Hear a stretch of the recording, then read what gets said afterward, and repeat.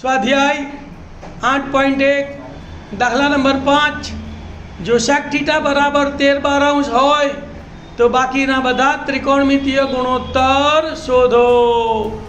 ધ્યાન આપો ભાઈ, અહીંયા sec થીટા નું મૂલ્ય આપેલું છે એટલે પહેલા કાટકોણ ત્રિકોણ ધારી લેવાનો। તો ધારી લઈશું કે ધારો કે ત્રિકોણ ABC માં ખૂણો B બરાબર 90 છે। sec નો ખૂણો થીટા આપેલો છે तो का तो ए थीटा धारो का तो c ने धारो तो આપણે c ને ધારી લઈએ। ધારો કે ખૂણો c બરાબર થીટા છે। હવે વેલ્યુ કોની આપેલી છે sec ની, તો sec થીટા બરાબર 13/12। તો sec નું સૂત્ર શું થાય? કર્ણ છેદમાં પાસેની બાજુ।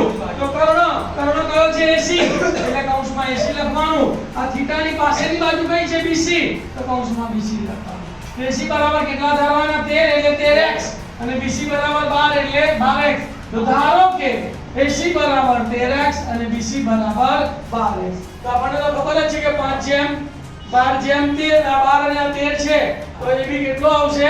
5x। પાયથાગોરસનો સિદ્ધાંતનો ઉપયોગ કરવાનો। AB² વત્તા BC² બરાબર AC²। AB ની જગ્યાએ શોધવાના છે AB ના AB² વત્તા BC ની જગ્યાએ 12x નો વર્ગ બરાબરના બરાબર AC ની જગ્યાએ 13x નો વર્ગ। 12 નો વર્ગ 144 અને x નો વર્ગ x²। 13 નો વર્ગ 169 અને x નો વર્ગ x²। તો શું થશે બોલો માટે? AB² વત્તા 144 x² બરાબર 169 x²। કોને સૂત્ર કરતા બનાવીશું AB ને?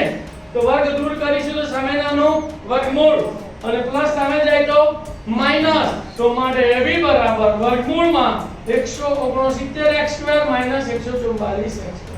9 માંથી 4 જાય તો 5, 6 માંથી 4 જાય તો 2 અને 1 માંથી 1 જાય તો 0। તો કેટલા આવશે બોલો માટે? AB બરાબર વર્ગમૂળમાં 25x²। 25 નું વર્ગમૂળ કેટલું આવશે? 5 અને x² નું વર્ગમૂળ x। તો માટે AB બરાબર 5x। AB મળી ગયા, ત્રણ બાજુઓ મળી ગઈ। તો હવે ત્રિકોણમિતીય ગુણોત્તરો શોધી શકાય। તો કોને શોધવાના છે? બાકીના બધા એટલે sec સિવાયના બધા। તો sin theta, cos theta, tan theta, cot theta અને cosec થીટા ને આપણે શોધીશું। sin થીટા નું સૂત્ર આપણને ખબર છે, સામેની બાજુ છેદમાં કર્ણ। તો થીટાની સામેની બાજુ કઈ આવશે? AB। કર્ણ કયો આવશે? AC। AB બરાબર કેટલા છે બોલો? તો AB બરાબર 5x। તો 5x છેદમાં અને AC બરાબર 13x। તો 5x છેદમાં 13x x ઉડી ગયો તો કેટલો જવાબ આવ્યો? 5/13 આવશે। કેટલો જવાબ આવ્યો? cos થીટા નું સૂત્ર શું છે બોલો? પાસેની બાજુ છેદમાં કર્ણ। તો થીટાની પાસેની બાજુ કઈ આવશે? BC એટલે કર્ણ કેટલો આવશે? AC। તો BC upon AC। BC નું માપ કેટલું છે? 12x। AC નું માપ કેટલું છે? 13x। x ઉડી ગયા તો માટે cos થીટા બરાબર 12/13। tan થીટા નું સૂત્ર સામેની બાજુ AB છેદમાં પાસેની બાજુ BC। AB બરાબર 5x, BC બરાબર 12x। x અને x ઉડી ગયા તો 5/12 તો માટે tan થીટા બરાબર 5/12। cot થીટા નું સૂત્ર આપણને ખબર છે, પાસેની બાજુ છેદમાં સામેની બાજુ, પાસેની બાજુ BC સામેની બાજુ AB। BC બરાબર 12x, AB બરાબર 5x। x ઉડી ગયા તો કેટલો જવાબ આવ્યો? 12/5। તો માટે cot થીટા બરાબર 12/5। છેલ્લું cosec થીટા બરાબર કર્ણ છેદમાં સામેની બાજુ।